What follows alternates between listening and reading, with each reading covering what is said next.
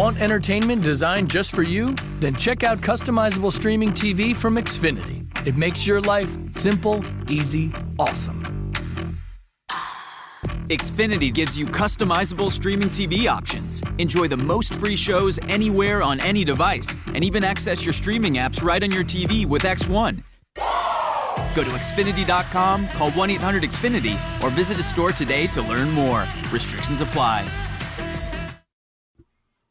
Blog Talk Radio.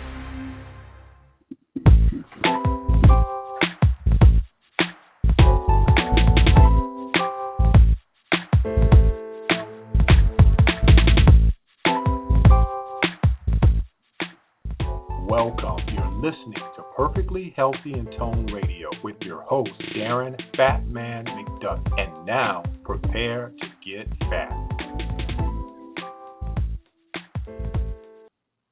Hey, what's cracking? And welcome to an episode of Perfectly Healthy and Tone Radio. I'm your host, Darren Fat Man McDuffie, and tonight we are going to have a great episode. Been looking forward to discussing stomach acid with this gentleman for a very long time, and it just so happens that we are doing it on a Friday at 8:30 my time, which you have to be dedicated and love what you're doing in order to do a show on Friday when everybody else is out being social. And it's a rainy, soggy Friday in South Florida, where I am here in Fort Lauderdale. But never know mine.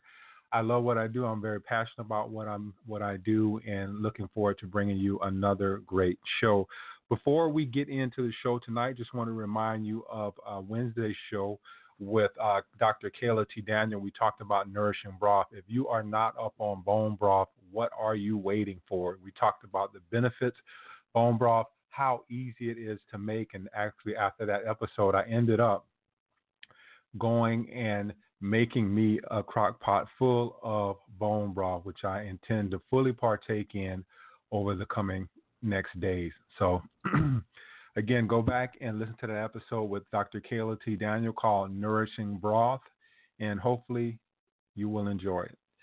Tonight we have Dr. Johnathan Wright, and we are talking about a subject, his book called Why Stomach Acid is Good for You. Really looking forward to this discussion. Have a lot of questions. I'm sure we probably won't get to all of them. I never get to all of my questions when I have a guest on the show, but hopefully we'll get the meat of everything, so to speak, so you can get a good idea about why stomach acid is good for you. Dr. Johnathan Wright, welcome to Perfectly Healthy and Tone Radio. Well, thank you, sir. Well, good to have you, man. I've been really looking forward to this show. Read the book, went through the book, and have some really good questions for you, and I'm sure the audience out there is going to be thoroughly enlightened when it comes to stomach acid. But before we get into asking you the questions, I usually ask my guests about their background, their story, what happened, and why they are where they are right now. So if you could share your story with us, that'll be a great help. Well, I can't go back to prior lifetimes, sir, so if I had any, that is. So where would you like to go back in this one to? Well, you're a medical doctor, which I know that from doing some research on you and getting prepared for the show. Tell us about that, but more specifically, you chose to take what I would call a different route, as most medical doctors are classically trained, but you chose to go more into the natural section of helping people from a medical standpoint. Why did you do that? Well, I certainly didn't learn it in medical school, sir. I went to the University of Michigan, and they were just about the same as all the other medical schools, teaching you how to use surgery, which has its place, and patent medicines, which don't, that kind of stuff. So after I got out of medical school, or I should say escaped, that's sometimes more appropriate, for getting out of school is escaping. And they decided I should have that MD. As you know, we're all supposed to do internships and residencies for different special areas. And I decided on family medicine. And at the time, there were only 3 residency programs in that in all the United States. There was one in Florida, which I didn't go to, darn it. Yeah, you missed out. I sure did. And there's another one in Texas. And the last one is up here in rainy Washington State. So what am I doing here in rainy Washington State? Well, those other two in Florida and Texas, they had you spending 3 years inside a hospital. And one thing I knew that family doctors did not do is spend all their time in hospitals. And the one up here was half and half, hospital and out in the clinics and stuff, and that seemed more like what family doctors might do. So anyway, that's how come I'm getting rained on so much, sir, and you get all the sunshine. But that's another story. About the second year of that residency program, a lady came in with a book. Sometimes people do, you know. You got to sit out there and wait for your doctor to arrive. The only other way I know of making the doctor or the dentist show up quicker is to go to the bathroom, and then they always show up, you know, when you're in the bathroom. But, hey, you can get that to work. Try it out sometime. Yeah. Anyway, she brought that book in, and she just had one question to ask me. And I had read through her record, and, oh, my goodness, her problem was a terrific case of just cramps in her legs, and everything had been tried, all the patent medicines, and they'd even tried a couple of natural ones. They had the sense to use calcium and potassium and all that, and magnesium, and none of that worked, and the patent medicines didn't work, and she's up to her ears in quinine, and the reason I said up to your ears is it makes your ears ring if you're taking up quinine. And that does have the capability of stopping cramps, but she couldn't. She said she didn't like that quinine, and that's why she had this book to show me. And right in that book, it said why vitamin E occasionally stops leg cramps. And I said, well, but you know, you can get vitamin E down to your local natural food store. How come you're in here? I was more polite than that, but that's the summary. She says, well, now remember, this is 1971. And she says, well, the Food and Drug Administration tells us we're going to kill ourselves if we take too much fat-soluble vitamin. You know, they were saying that back then, and they're still saying it to a degree now. And she says, I want to make sure I'm not going to kill myself if I take that vitamin E. I said, ma'am, I don't know much about those vitamins. In medical school, they gave us a whole hour on nutrition and vitamins, a whole hour out of the whole time, 4 years we were there. And they did say about the vitamins, they said they go A, B, C, D, E, and that way you can look them up easy, and they went on the next topic. But one thing I did know is nobody had ever recorded a death from taking vitamin E. She says, oh, good, I feel better. And she got up to go. That's all she wanted to know. And I asked her, well, if you try it, would you please give us a call here, call me, call the assistant out front, let us know if it worked. Because, look, I looked through a record, and everything had been tried, and nothing has worked. Okay. Well, she was really one of those teachers in disguise. You've had those, too, in your lifetime, I'm sure. You don't figure out until later they're supposed to teach you something. Yeah. Yep. And she called back. I never did see her again in person, but she called back. It was kind of her.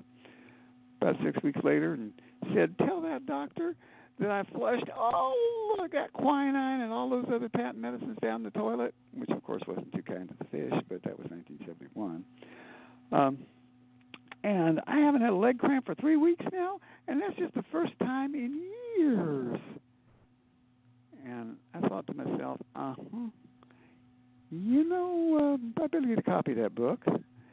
And I'd had the good sense to to write down the title and the author. And Darren, I bet you can guess who it might be because you've heard this name. The author was Adele Davis. She was a real famous author in the 50s, 60s, and 70s on vitamins and minerals and stuff. So I went out and got her book. And sure enough, there's the part about the vitamins and leg cramps, but there's all this other stuff in there with footnotes to the scientific literature so I could go look it up, which, you know, they teach you're supposed to do in medical school. Look it up first. Okay, that's fine. All this other stuff about what we could do with the vitamins and minerals. Okay, I'll shut up shortly about this, but because I am going on. But the next time somebody came in with a problem that hadn't been solved by everything we could think of in regular medicine, I said, excuse me, I'll be back in a couple of minutes. I went in the next room where I'd put the book, you know. You can't show the people you're working with. You got to look stuff up. You're supposed to be the all-knowing doctor, you know. And I went in there and looked up her problem, and right in there, Adele Davis wrote, well, you know, vitamin B6 handles that problem quite nicely. Okay, and Adele included the scientific reference, which I couldn't look up right then, but I knew she wouldn't have it in there unless it said that. So I went out and told this lady, well, you could try some vitamin B6. She says, could you give me some? I said, I'm not sorry. It's not on our formulary here, and we're only allowed, quote unquote, to give out stuff that's in the formulary or give out prescriptions for it, that is. You'll have to go to your local natural food store, but it isn't expensive. Well, she did. And I asked her the same thing. Let us know if it works. Well, she called back too. Doggone it, it had taken care of her problem. At that point, Daryl, I decided that I had this giant big hole in my medical education that had been left out because there's all these references in Adele Davis's book. So I started spending a whole heck of a lot of time up at the library and learning there's all this stuff we could do with molecules that actually belong in our bodies, which is probably a hell of a lot safer than a patent medicine. Now, folks, I keep calling them patent medicines. Other people call them drugs, and the companies like to call them pharmaceuticals because that sounds so much better. But you know, they're just patented molecules. And why is that important? Because otherwise they can't charge $1,000 a pill for them. That's why, which they're doing these days, not in the 70s. Because you got a patent on it, and to patent something, law says you can't patent a natural molecule. Which, by the way, is why medicine's been going in the wrong direction for the last 100 years, ever since the Flexner Report and so-called scientific stuff and the big patent medicine companies starting to patent molecules, and that's all they taught the doctors. Not the doctor's fault, that's all they get taught. Because you can sell those for big bucks. Yeah, I wanted to... Patent medicines because they are patent medicines, and I'll shut up now. Yeah, that's... why I want to kind of ask you a question about that a little bit later, but I found out a lot about this when I was in the pharmaceutical industry way back when, about the patents and how to extend the patent, what they do to extend the patent. It's a whole ball game out there of what goes on in order to make money. But getting into the book, Why Stomach Acid is Good for You, one of the ironic things about your title is the fact that we've been taught through marketing, through TV, through just about everything that we have too much stomach acid. But that's not the truth. The truth is we don't have enough stomach acid. I wanted you to talk about that, especially with conditions like GERD and heartburn. Heartburn is probably the most common one because most people at some point in life have experienced heartburn. But talk about that a little bit in regards to just the stomach acid and how we've been kind of manipulated to think that we might be getting too much stomach acid. Well, for sure, sir. And thank you for bringing it up, Darren. I appreciate it. GERD is just initials GERD for gastric esophageal reflux disease, which is the same as heartburn. And we can't call it heartburn, though. Do you know why doctors have to make up fancy names and doctors and lawyers have to use Latin and Greek terms, Darren? Yeah, so they can make it seem more complicated than what it really is. There's that, and that's very important. But the second reason is so we can charge more. Hey, you can't charge less if you're just speaking plain English. You got to use fancy language. Kind of like when I go to see my mechanic. Oh my gosh, I don't understand engines and motors, and he says all this stuff. I can't understand a damn thing. So I figure he's worth what he's charging, you know. Yeah, just like the mechanics and lawyers speak as well. Yeah, there you go. So anyway, they are the same thing, and what it means is acid's coming up from the stomach into the esophagus. Now, the stomach is so well built that it can stand an amount of acid that if you ever were able to do this and stand the pain, if you stuck your stomach in, clear down into your finger clear down into your stomach, I got that one backwards there, your finger down clear down the stomach, and if you could stand the pain, you'd pull out bone in an hour. No kidding. That acid is so strong. But the stomach can stand it. But the esophagus, the tube on down there that plops the food into the stomach, hey, that doesn't have resistance to that kind of acid. So how come we're not heartburning and GERDing all the time? Well, there's this little valve at the bottom of the esophagus, and it shuts. it keeps the acid from coming back. Now, here's a clue, Darren. Do you know what makes that valve shut and what allows it to stay open? No, I do not. Well, some researchers, smart guys, they figured it out. What makes that valve close is it says acid. Mm-hmm. No kidding.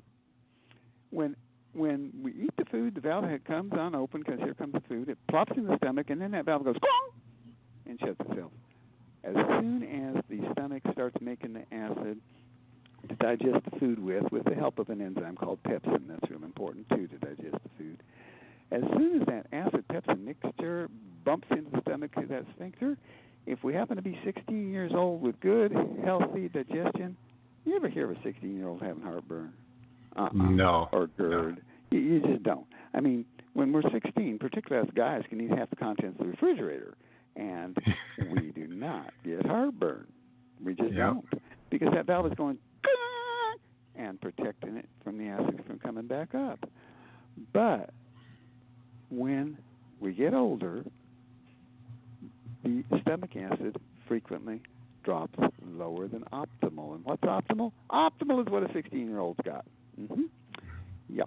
Okay, now back in 1932, a physician and her group from the Mayo Clinic, no less, and you know, if Mayo Clinic and Harvard says it, it's got to be true, doesn't it? Mm-hmm. Well, yes. Sometimes, yeah, we know that sometimes. But anyway, back then, she and her group published a study on some 3,400 people. Now, they didn't do that study on the same day. Of course, they did it over time. And what have they done? They had pumped out the stomachs and checked the acidity for those 3,400 people. No kidding. And they checked the quantity of acid, too, of course. And they did it for people from ages 20 or 20, forget which, all the way up to age 60. And they separated into 5 years here, every 5 years, 25, 25, 30, 30, 35, et cetera. And the last group was 55, 60.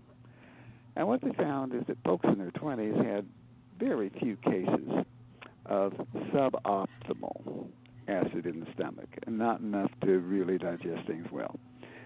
But by the time we all get to be 60, Darren, according to that Mayo Clinic research, 50% of us have suboptimal acid made by the stomach. What's going on here? What's the disease? Well, it isn't a disease. What happens to ladies in their 40s and 50s? Uh-oh, the ovaries switch off. There goes the menstrual periods. What happens to guys when we get in our 40s and 50s? Oh, the testicles don't switch off, but they start dropping off in their production of testosterone. Well, I'm sorry, but that's just life. As we get older, things slow down. And yes, if we take care of ourselves from the time we're young adults, we could postpone that day quite remarkably well. But how many of us have been taught to take care of ourselves? We're not really. We're taught, oh, well, got a problem, go off to see the doctor, and the doctor's been taught, hey, give him patent medicines, or I'm not going to put down surgeries. Sometimes we need surgeries. But we're not being taught that if we're going to take care of our health, we've got to be responsible for ourselves. So anyway, by the time we're 60, according to this study from the Mayo, at least half of us have suboptimal stomach acid, and guess what? That can occur any time in one's 20s, 30s, 40s, 50s, 60s, 70s, although it increases with age. And when that acid drops to a certain level, there isn't enough of it to shut that valve, and here comes heartburn. Now, or GERD. Now, that's not the only thing that causes heartburn and GERD, but it is, as the book points out, the major thing. It's just simply suboptimal acid. Well, Darren, how much money, how many bucks are we going to make on telling people to go down to the health food store and buy one of 7 competing brands, because you can't patent it, of hydrochloric acid and pepsin? How much money are we going to make on that?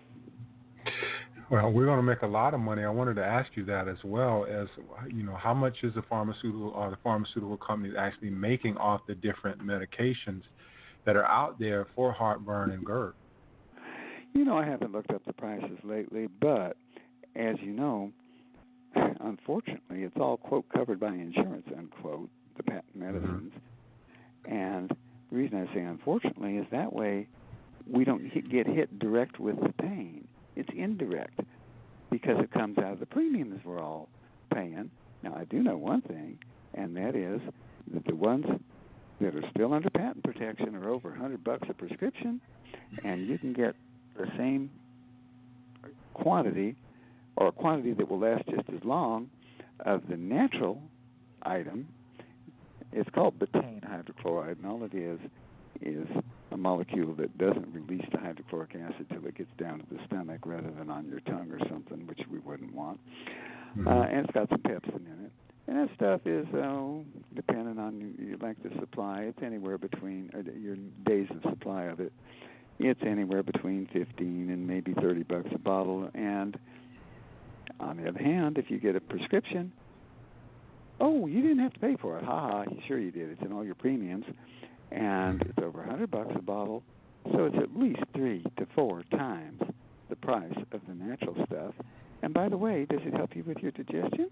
Because remember, if we've got suboptimal digestion, there's not enough acid to trigger the closure of that valve. There's also not enough acid, accompanied by pepsin, to properly break down the food supply, and so we don't get the nutrients out like we should, and that's another component of aging. Stomach acid goes suboptimal. We don't get as many as we did when we were younger of the amino acids and the vitamins and all the stuff that our food's supposed to be digested into. So anyway, it's going to speed up aging because of that, too. Yeah. But oh, you go ahead, sir. I'm sorry. Yeah, I was just going to say, it sounds like a self-perpetuating cycle, that the low stomach acid, and then you're not getting the nutrients from your food, which causes more conditions. I wanted to ask you about a couple of myths that might, because I've heard this ever since I was a child, and you mentioned that as we age, our stomach acid production declines. One of the things that I've heard is don't drink with your meals, and I'm wondering if that has something to do with the stomach acid. Is that depleting our stomach acid or not having it work as effectively? And the other part of that question is, are we overusing our digestion? Because it was a point where when we were way back when, we were not constantly eating. You know, you hunted something, you killed it, you ate it, and then you may go a day or two without a full meal. But now it just seems like we're constantly eating all the time. Every social gathering that we're at, there's food, and there's just food in plentiful supply. Are we overusing our digestion? And again, does water affect that stomach acid production, or drinking with our meals? Okay. Let's go back to that 16-year-old if we could. Okay. That 16-year-old stomach can make so much acid that even if we drink 3 glasses of water with that meal, the stomach is going to just keep pumping out the acid until the pH, that's the acid-alkaline balance, as most people know, but for the one person who doesn't, it's the acid-alkaline balance, until the pH is down to a pH of 2. That's highly acid. It's not quite as acid as battery acid, but almost. And the stomach can just keep pumping it out when we're 16. Now, the older we get, the more likely it is we're going to have a suboptimal stomach acid. But let's go to the other side of the picture. The Mayo Clinic folks said 50% have suboptimal at age 60. Hey, that means that 50% have optimal at age 60, not suboptimal. So the people who are suboptimal shouldn't be drinking so much water, sorry, because the stomach can't keep pumping out the acid to reduce the pH properly. But the people who have perfectly normal stomach acid don't have to worry about it as much. So that depends on the individual's own stomach acid production, whether they should drink more or less water with meals. And one of the ways you can tell your stomach isn't making so much acid is that old heartburn of those people, because, it doesn't trigger the closure of the valve. And so those people shouldn't be drinking much water with meals or much fluid. You're absolutely right there, and that category can identify themselves. Now, on the other one, about overusing our digestion, well, the same old thing that I just said. Those who got optimal stomach acid production can eat half the contents of the refrigerator, and they're still going to digest good. So, same answer. If you're having heartburn, I wouldn't be putting so much burden on the stomach.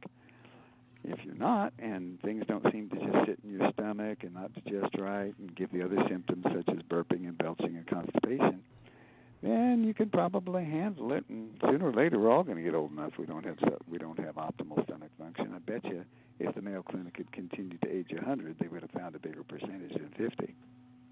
Mm-hmm. You mentioned a valve. I'm going to assume that that's the lower esophageal sphincter.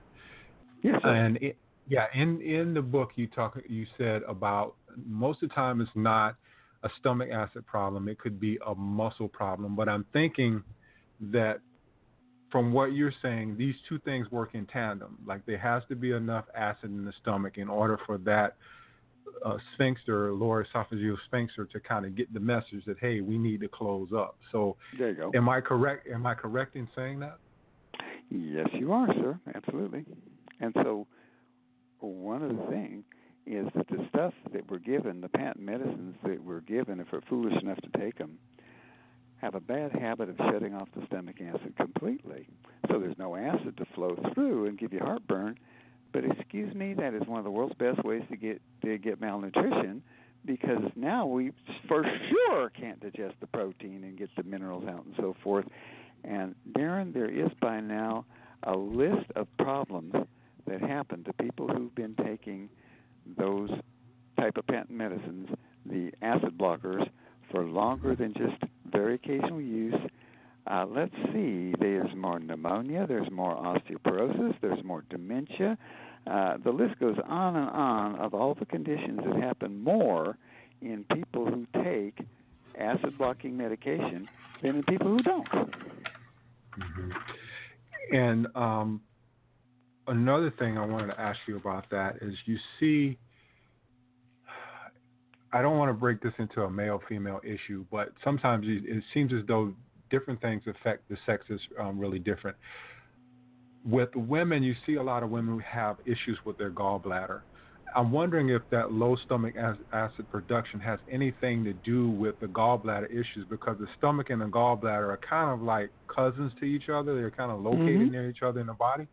So can that low stomach acid production contribute to gallbladder issues? And I'm going to load this question up as well. And also, you're seeing a lot of women, too, who have SIBO, small intestinal bacterial overgrowth. And you don't see that as much in men. Is that the same thing, that low stomach acid production is contributing to these types of things as well? Okay, well, I'm going to start with the gallbladder one because that's one of my favorite topics, Darren. It has nothing to do with stomach acid, and this comes straight from a book that was written by the chair. We can't call him chairman anymore if we live out here in Seattle. We have to say chairperson, so I just say chair. Anyway, the chair of the Food Allergy Committee of the American College of Allergists. Now, who could be a better expert on this topic than the chair of the Food Allergy Committee of the American College of Allergists? And his name was James Brenneman. And if you want to, you can look this one up. I just love it when you can look it up. He has an entire chapter in that book on what causes gallbladder attacks.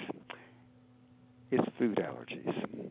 He did a study of over 60 people who were having gallbladder attacks, and some of them, a few of them, 5 or 6, had already had their gallbladders out, and they're still having gallbladder attacks, and that's called post-gallbladder attack syndrome, or if you want to put it in Latin Greek so we can charge more, it's called post-cholecystectomy syndrome. Oh, after your gallbladder got cut out is what that's for. All right, and all these people, he had them tested for food allergy, and every one of them, I'm not kidding, 100%, quit having gallbladder attacks. Just quit, no more gallbladder attacks. And then for the sake of science, he says, would you please eat those foods again? And doggone it, every one of them said he started having gallbladder attacks again. So and this is 100%, you don't get many 100% in medicine. So they went off the foods again, and all the gallbladder attacks went away. Darren, since I read his book, which was first published in 78 or 79, I have not had to refer one person for gallbladder surgery. They come on in, they've been having gallbladder attacks. Okay, allergy test time. Find out what they're allergic to, take them off it, or they take themselves off it, excuse me. And they don't have any more gallbladder attacks. It just works like a charm. I calculated one time, Darren, by using statistics from the CDC, that a few years ago there was some $15 billion being spent on removing gallbladders for gallbladder attacks. Most of the charge was the hospital charge and the surgery charge, and then there's the doctor charge and blah, blah, blah. And then I calculated how much it would cost to do allergy tests on all these people. And you know, the insurance premiums, the taxes, whatever the savings would be from that 15 billion, not million now, billion, would be $1.5 billion, and we'd save $13.5 billion just by paying attention to Dr. Brenneman. I am not kidding. I haven't had to refer anybody. Now, there's the rare occasion when a person who has a gallstone gets it stuck in the gallbladder duct, and that hurts like heck. And, of course, not eating your food allergies isn't going to fix that. But that's rare. And as Brenneman said, the usual thing is you're allergic to things. And I'll shut up on this after saying that the number one thing that caused it, in Dr. Brenneman's experience, over 90% were allergic to eggs, chicken eggs. And then he went down the percentages in his book, and there was chocolate was 50% and so forth. So I'm not saying just one thing causes gallbladder attacks. Most people are allergic to several things, eggs usually on the list, that's going to cause gallbladder attacks. So since that's not what this is all about, but it's a useful thing to throw in for people, let's go over the other question, and that is the stomach and the small intestinal overgrowth. Yes. Yes, low stomach acid contributes to that quite a bit, because one of the other jobs that stomach acid has is to inhibit the growth of non-friendly bacteria and of molds and yeasts. And if we got robust stomach acid like a 16-year-old or a really healthy 60-year-old, that means the pH, which again everybody knows is alkaline balance, acid-alkaline balance, is going to be shifted more to inhibit the bad guy germs. But if we got low stomach acid, those bad guy germs can take advantage and say, oh, goody, it isn't as acid around here, let's grow. So you're right about that.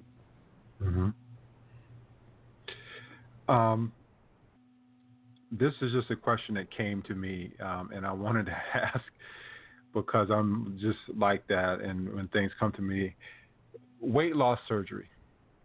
And every time I'm in my car, sometimes I hear a commercial on the radio about a lap band procedure where they clamp off the stomach, or gastric bypass, for weight loss. Does that inhibit stomach acid production? Well, let's take the second one. Gastric bypass is just what it sounds like. It's a bypass. It goes around the stomach. And excuse me, how is the stomach going to be in contact with food to make acid to digest it? That is what is called, among other things, foolishness. But another thing it's called is short-term gain, long-term pain. And I don't mean an actual knife sticking in you. What I mean is it's just the same as the effect of those acid blockers.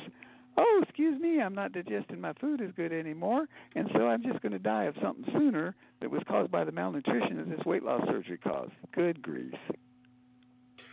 Yeah, it just seems like a lot of people who have their surgery, they start looking like they don't look too well after having the surgery for a while. They start looking really malnourished, so to speak. Well, they are. It's kind of like having your brain removed and then hoping you can think afterwards. You have your stomach you bypassed, and you hope you can digest as good as you should. Yeah, it just doesn't make sense. And I've always wondered about that. That's why I wanted to ask you, does it, hinder people when they do have that surgery? And I guess you answered my question that it does, because, it really affects that, the stomach acid production. Yep, it does. Speaking about the stomach, what is the optimal pH for the stomach? You said it's really, really acidic. At optimal, when everything's fully digested, is a pH of 2. Now, bloodstream, they tell us the pH it ought to be several times higher for good health. Should be maybe 6.5, maybe 7. There's debate among doctors for that. But for those few who don't know, 6.5 to 7 is not just 4 points or 4 to 4.5 points more than 2. From 2 to 3 is a tenfold. From 3 to 4 is another tenfold. From 4 to 5, etc. So that's a real big order of magnitude difference. It's not just a few point difference. So the blood is supposed to be slightly alkaline to be healthy. But our stomachs are really an exception. They've got to be as acid as heck to get everything digested. And just for fun, Darren, guess which species of living critter has the strongest stomach acid, according to researchers too? I'm going to say it's something that it has to be something that eats meat. There you go. Alligator, you're on the right track. Some type of alligator or something like that, because I would think that they are. No. I'll give you a clue. It's something that flies. Oh, I know this, but I can't think. I'm on the air. My brain tends to go. I don't know. Just tell me. I can't think. It's vultures. Vultures. Oh yeah, that's buzzards. Buzzards because they eat dead carcasses. Yeah, there you go. Sure, I chow down on carcasses all the time. Yeah. Yeah. When we talk about these medications, Prevacid, there's a ton of them out there. I've been out of pharmaceuticals since 2000, 2001 or something. Good for you. And, yeah, I tell people that was the dark side of my career, but and I woke up, I came into the light. When we think about these medications, and you think about the fact that a lot of people depend on these on a daily basis to get rid of heartburn anytime they eat something. If you pull someone off of these and you look at a more natural means of really helping them increase their stomach acid production, how long does it take to swing that around? Okay, well, so far I have not discovered a reliable way of increasing the stomach acid. I hope there's one out I'll find someday, but doing that is we're just about to be as lucky as a woman turning her ovaries back on after 45 to 55 years of age, and guys ramping up their testosterone again after that same age. Yeah, I suppose there's some things guys can do, but the way nature has designed ladies, for example, ovaries switch off, they just permanently switch off. So what do? Well, if we're going to live as healthy as we can, as long as we can, we use something called bioidentical hormone replacement, which, for what it's worth, the clinic where I work, Tahoma Clinic, well, we put together comprehensive bioidentical hormone replacement, first in all of North America in 1983. And I could go into a long thing about that, but I won't. I'll just mention that. Lots of ladies are now using bioidentical hormone replacement, and they do stay healthier for longer, and there's research on that, how effective and safe it is, and blah, blah, blah. So anyway, getting back to the stomach, switching that back on is tough, too, just like switching back on a lady's ovaries. So all the health food stores have these capsules that contain what's called betaine hydrochloride with pepsin. And there's different brands of it, and so it keeps the cost down and so forth, and it's all natural.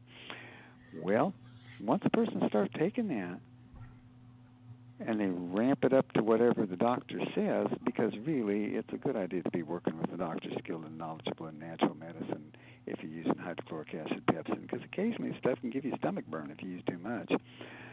So you ought to be working with a doctor on that. But anyway, once a person does, my goodness, they get to the adequate amount of stomach acid, and bingo, they frequently don't have stomach acid, heartburn. I said that wrong. Lack of stomach acid caused heartburn within a week. I'm not kidding you. Mm-hmm. And that's why that book that Dr. Lane Leonard and I wrote, it wasn't just me, he wrote it too. That book was first published in 2001. Here it is 2016 and still in print. Because people are finding it so useful, they pass it along to their friends, Now, I don't want to give everybody the wrong idea. The cause of heartburn is mostly low stomach acid. But I've heard people tell me, hey, I just gave up the beer and the caffeine and the alcohol, and what do you know, I quit having heartburn. Yep, that works for some people. And I know of other people who says I quit eating all the gluten-containing food and I quit having heartburn. So sometimes there's other causes. It's not just the low stomach acid, but it is mostly the low stomach acid that causes those problems. Yeah. For those of us who are, I'm over 40, for those of us, I think you said even over 20, 30 into our 40s, would you recommend us using those pills? I've used those pills before. I don't use them on a regular basis, but would you recommend a person taking those pills when they, before they eat, just to maybe supplement their stomach acid production? Okay. Well, one thing we never want to do is take them right before we eat, because if the phone rings and you go off and answer the phone and it's the grandkids and you want to talk to them or something like that, or your daughter, that acid's going to be sitting there all by itself, and it just might cause a little burn and pain. So wait till you put some food in the stomach first before you try it. And then after that, what I tell folks is, look, you ought to be working with a doctor who's skilled and knowledgeable in medicine. There is a test that can tell you precisely how much stomach acid is being made. It's a challenge test, and you watch on the computer screen, the pH goes up after the challenge, and it goes right down again within 20 minutes if your stomach's making enough acid. So there's a test that can be done. But for those who want to be brave, keep some bicarb handy just in case you get some burn in the stomach. And the ones who want to be brave here, who feel, well, there's just something not right about my digestion, I think I want to try this stuff. Well, okay, eat a little food, take one, and do that for a couple of days. And if that doesn't seem to help anything, go to 2. A couple of days, go to 3. And if you need to, maybe go to 4. But I never, ever would go past that without checking with the doc on whether that's right for me. And the second thing to say about this is some people do that and just one pill and it burns. And then they come into the clinic, and we find out their stomach acid is perfectly normal. But what's happened, I'm sorry, the stomach acid is perfectly abnormal. Oh, did I say that wrong? I sure did. Yeah. The stomach acid is perfectly abnormal. In other words, they don't have any. It is possible to develop a state where there is no acid in the stomach. 0. It's called achlorhydria if you want to get charged more. Achlorhydria just means no stomach acid. Okay, but they just take one pill and it burns. Why is that? Have you seen that, Dr. Wright, where someone doesn't have any stomach acid? Wow. Oh, yes, sir. Wow. Absolutely. It's not so unusual. they're not breaking down their food at all. Well, not with stomach acid. Very fortunately, there's a second phase of digestion where the pancreatic enzymes come into the intestine and start digesting stuff, but they're not breaking it down from the acid point of view. No way. Yeah, that does happen. So anyway, if a person has that, they could take one pill and it's going to burn. Why? Because by the time we get to no stomach acid, it's just as if we had a very weak muscle because we hadn't been able to exercise for a long time. Let's say maybe an injury or something, we couldn't exercise. And then we try to go out and exercise hard, and oh my God, this muscle hurts because we haven't been able to exercise it for the last 3 months, and so we overdid it. Well, same deal with the stomach that isn't making acid. It's atrophied. It's literally shrunk. It's atrophied. And just like, for example, for ladies after menopause, sometimes, oh my goodness, sex hurts, and it didn't used to hurt before. Well, that's because that tissue is atrophied, and that's easily fixed with bioidentical hormones. And the stomach that isn't making acid, though, we have a 6-part, it's called in medicine a protocol, and in English that just means a list of things that people can do. Takes about 6-8 weeks of just doing those things in between meals to help get the stomach toned up a little. It doesn't bring the acid back. I wish it would, but it makes it a little stronger. And after those 6 weeks, now I can take my hydrochloric acid. It doesn't burn a bit. And 6 weeks ago it burned me. Well, that happens with the no stomach acid people, not with the average person who's got some stomach acid, because they got some, and if it doesn't hurt all the time, then they can usually tolerate a little more. I had 2 more questions for you. I wanted to be respectful of your time here. Telltale signs of low stomach acid. Is gas and bloating 2 of those telltale signs? Because I know a lot of people have gas and a lot of people have bloating. Yes, the gas and bloating combination in the upper abdomen, it's like where you can put your hand over your stomach right between your ribs. If that's where the gas and bloating is, that's a telltale sign. Okay. If the bloating is mostly lower abdomen, that's a different story. Okay, so another one that I hear a lot about is if I eat a big meal or if I eat heavy protein, it just kind of feels like it sits in my stomach and doesn't want to get digested. That's another telltale sign. Now, I got one for the ladies who are before menopause. This doesn't seem to apply to the men. I don't know why, but it applies to the ladies. Nature's that way. Woman comes in, she's premenopausal, her hair's falling out, she can't understand it, or her fingernails are cracking, chipping, splitting, peeling, layering back, as it's called. Many of those women, I'm not going to tell you all of them, but I'd say the majority, low stomach acid, and that means they're not digesting their protein into amino acids, and amino acids are the building blocks of human protein, and nails and hair, they're almost entirely amino acids. And so what the body does is says, oh, look, we just haven't got enough amino acids to go around here, and you can live a long time without your fingernails or your hair, so we're just going to let that go. That's a telltale sign in ladies before menopause, and it doesn't apply to guys at that age. I don't know why it's not fair, but it's always one or the other. It's never both. And the last question is, and I found this really intriguing in the book, is the fact that we've known a lot of this stuff for such a long time, but yet it's as if it's been buried or kept from us. The fact that I believe there were some reports done on low stomach acid relating to certain disease or disease states.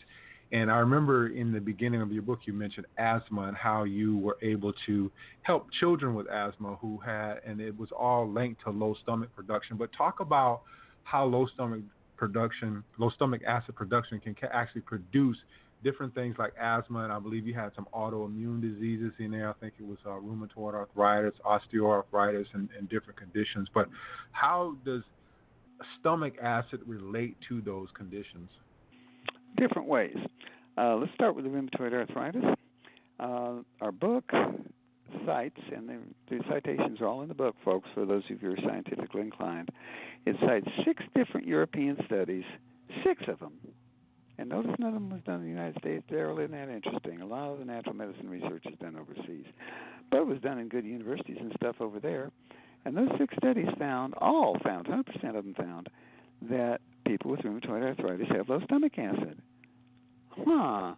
And funny thing, they found that if they had those people with low stomach acid start taking the hydrochloric acid pepsin with meals, during the meals, not before, and not after either, because it'll float on top of the stomach and fire back at you and give you heartburn. So it's got to be mixed up with a meal. Anyway, if they had them take hydrochloric acid, their rheumatoid arthritis symptoms were less. Now, notice I did not say that their rheumatoid arthritis was cured, but I did say these studies found their rheumatoid arthritis symptoms were less. Okay, what's that doing? Well, there's some genius professor who's no longer with us, who's from Northern Carolina, and he was able to identify that rheumatoid arthritis is associated with a certain organism, a little bacteria. I'm sorry, in his case it was an amoeba, not a bacteria, I'm sorry. And if he had people take the right kind of medicine to kill those amoebas, their rheumatoid arthritis went away. That's it, gone. Okay, well, how come they got those amoebas? Well, funny thing, but if we eat amoeba-laden food and our stomachs are making a 16-year-old quantity of hydrochloric acid, damn, it kills them all. It's not going to get into our body anywhere and give us rheumatoid arthritis. But if we got low stomach acid, those little critters are just going to be able to creep into the person's body and give them rheumatoid arthritis. And if anybody thinks this is all full of it, y'all need to go read a book by Thomas McPherson Brown. You can just put Thomas Brown into your used book search engine, and you'll find his book for $2. It's called The Road Back. He was head of one of the departments at one of the medical schools back east, and he found that by giving people the common antibiotic at that time, tetracycline, that, oh my goodness, it would bring their rheumatoid arthritis almost under control. and in fact under control unless they quit taking it, in which case it came back, which means it was inhibiting an organism but not killing it completely like the other professor found. So guess what? We got another microorganism that's allowed to get into the body and spread because of low stomach acid, and that's how they get the rheumatoid arthritis. And I'm sure there are other, and by the way, folks, that is for real. The Road Back by Thomas McPherson Brown. Take a look at that. Now, I'm not a big advocate of tetracycline, but if a person's really suffering with rheumatoid arthritis, it's a good stopgap until we bring some of the natural medicine in, other natural medicine in. So that's one way where low stomach acid can help us get sick, just simply because it allows germs through that wouldn't make it through otherwise into our systems. And there we go. Now, in the case of the asthma, it's a different story. A stomach that doesn't make acid, the same cells that are supposed to make acid, I said supposed to, are also supposed to, if that's a word, make a combining factor for vitamin B12. It's little known, but vitamin B12 is the only essential to life nutrient that's not going to get in if you don't have this combining factor. Now, nobody needs a combining factor for vitamin B6 or vitamin C or vitamin E or any of the minerals or any of the amino acids or anything like that. As long as the food is all digested up into these teeny molecules, the body just absorbs those molecules and in they go. But somebody discovered back in the 20s when they were researching a disease called pernicious anemia that all those people didn't have any stomach acid. And the same cells that's supposed to make the acid make this combining factor. If you want to look it up, it's called intrinsic factor. I don't make up the names. I don't know why they called it intrinsic, but anyway. And this intrinsic factor kind of grabs onto the B12, and then once it's grabbed onto the B12 firmly, then the intestinal cells can grab onto the combining factor and tow the B12 in with it, and now we got B12 in our bodies. All right, go back to that stomach that isn't working. It not only isn't making hydrochloric acid pepsin, it also isn't making this intrinsic factor, combining factor, so we can't get vitamin B12 into our systems. And vitamin B12 is a big help for little kids with asthma. So that's where the connection is there. It's because the B12 can't get in. But back in the day, in the 20s, people were literally dying of anemia because it was called pernicious anemia. It was so pernicious it made you dead. And then some, again, genius researcher, figured out that this intrinsic factor was not being made, just like the stomach acid wasn't being made, and that the intrinsic factor glommed onto B12 and helped it get in the body. So they started giving people with pernicious anemia shots of B12, and oh my goodness, they didn't die and their anemia went away. Because anemia, one of the many factors needed to make blood. Anemia just means low blood count. One of the many factors to make a blood count is vitamin B12. Without that, they just got more and more anemic and drop dead prematurely. So there you go, sir. Yeah. Wow, it's so funny how the parts always equal to the whole. Just simple little things like just low stomach acid can bring about all these different things. My mind is officially blown, Dr. Wright. So, oh, come on now, Darren. I know you talk to a lot of people about stuff, and yeah, but it's just so intriguing about this low stomach acid. How just taking care of your stomach and taking care of the acid will help so many different things. But I've been waiting on this interview, and I really wanted to thank you for being on. And like I said, my mind is officially blown because this gives me so much more to think about. But thank you for being on. Darren, do you have time for me to throw in just one thing for people who are listening? One thing we haven't covered. Yeah, I sure please. do. I was going to ask you if you had anything else to say, so go ahead. Go right ahead. Yeah, got to throw this one in. Everybody, don't take acid-blocking medication. Don't do it. Don't do it. Well, I tell people that in my office. They say, well, Doc, what am I going to do just in case I get some heartburn if I can't take those acid-blocking medications? All right, folks, you go on down to the natural food store, and what they have there are capsules and tablets. I'm wrong. It's tablets. You got to chew it up. Tablets that contain all natural stuff that when you chew up 2 or 3 of them and swallow it, it literally floats on top of the stomach contents. Now, it floats on top, which means it doesn't get in there and interfere with the digestive process. It floats on top, but when it's floating on top, the acid can't get back through it up into your esophagus and give you heartburn. Now, they got one of those in the big box drugstores, too, but it's all full of aluminum. And one thing we don't want is we don't want aluminum getting into our guts and getting absorbed into the system. We don't want that. So you don't use the one in the big box drugstore. In the health food stores, there's only one company that's smart enough to do this. I am not affiliated with them. I'm not connected with them. They don't pay me a thing, and I won't mention what the company name is. But the name of their product is Refluxin, like reflux, Refluxin. Refluxin. And so, folks, please, please, please get off of the acid blockers. Quit blocking the digestion. Be as well nourished as you can. If you got these problems, see a doctor who's skilled and knowledgeable in natural medicine. Very fortunately, there's some in every state, and you can find one if you just get diligent and look for them. Anyway, and then get some of this Refluxin stuff. You can get that at the natural food store. You can get it at compounding pharmacies. You can get it online at the Tahoma dispensary. We're at Tahoma Clinic, and we got a thing called the dispensary, which is just like it's a legal name for a health food store attached to a doctor's offices. They can get this Refluxin, so that way they can not have heartburn and not take acid blockers and be healthier for it. Yeah. That's the last thing I had to say, sir. Yeah, Dr. Wright, for those of us who want to know what our stomach acid is, what's the name of the test? Okay. Gastric analysis by radiotelemetry is the official long name.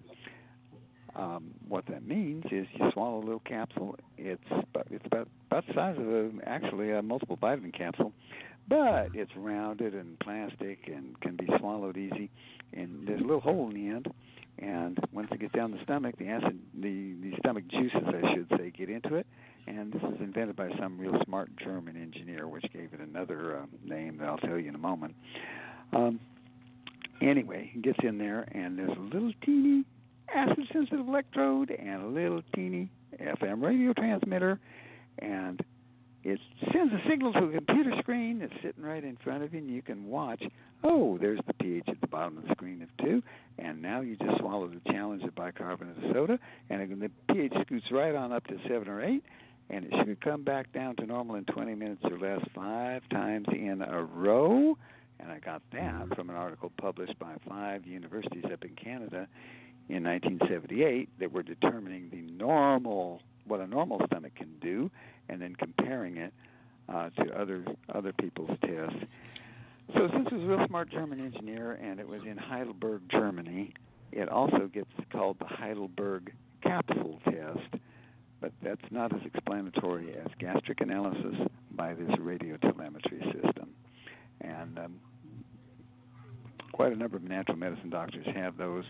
We got one out here at Tahoma Clinic, and I'm sure they're scattered around the country at natural medicine doctors' offices. People can call the doctor's office and ask them.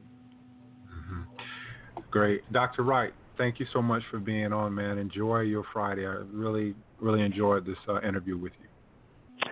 Well, thank you so much for asking me to be on, Darren, because it sounds like you have the same kind of goal I have, and that is to get the information out to folks so that they can take care of themselves, not just health-wise, but in many ways.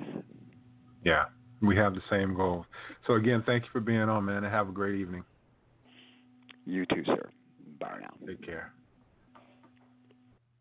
All right, good interview. And for those of you who might have joined in late, you can always listen to all the shows through iTunes. If you're a subscriber of iTunes, which I know many of you are, just go to iTunes and look up Perfectly Healthy and Tone Radio, and you can subscribe there. And every show that comes out, you can download that to your iPod, or you can go through blogtalkradio.com and look for my show, Perfectly Healthy and Tone Radio, and you'll have access to the shows there as well.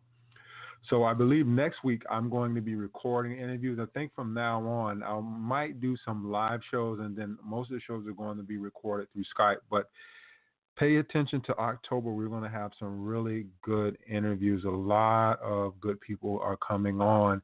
And it's not going to be 2 shows a week. I got behind a little bit due to a death in my family. My uncle passed away and wasn't able to do the scheduling as I had hoped. But there are some people that are going to be coming on, so I think I'm going to drip them, so to speak, once a week. And there will be some really, really good shows. And in November, I'll start working on next week, and there's a lot of people that I want to get on in November. And then, of course, in December, I usually take all of December off just to kind of recharge my batteries, get the schedule intact for the coming new year.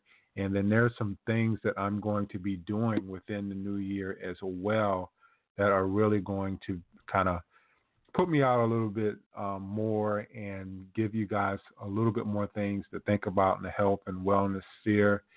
And also, I've been talking about my new website, so hopefully that'll be debuting soon, and you'll see kind of where I'm going with all of this, because it's been a total evolution for me from when I first started until right now. So stick with me, share the show with your friends. There's a lot to learn on all of these shows, and if you are having any issues with your health, the first thing is check your thoughts, and then the second thing is learn how to take responsibility for your own health. No one knows your body more than you do. So again, Friday night, peace and love. I'm out. I'm going to watch Luke Cage, which is on Netflix. So thank you for listening. Peace and love. Good night.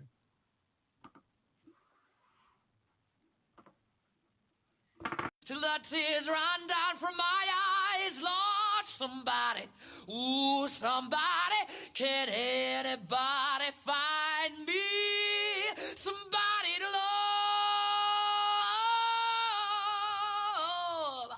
Alexa, play hits from Queen. Okay. Somebody to love. Somebody. With Amazon Music, a voice is all you need. Get tens of millions of songs. Download the Amazon Music app today. My heart skips skipping the beat. You're not close enough, so that space between you and me, let's lose it. The way you're dancing, swaying to the music, girl, that body and how you move it. Every time you cross my mind, girl, I lose it. Alexa, play the Country Heat playlist. Okay. I don't think you know what you're doing to me. You got my With Amazon Music, a voice is all you need. Get tens of millions of songs. Download the Amazon Music app today.